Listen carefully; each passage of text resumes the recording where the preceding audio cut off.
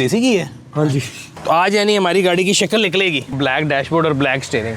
ये भी इसको रबराइज बना देगा खुद ही। ये क्यों नहीं सही हुआ? उसका काम, उसका काम, उसका काम, उसका काम, उसका काम, उसका काम। प्रोजेक्ट की कॉस्ट ऊपर जाई जा रही है बजट में जो है ना।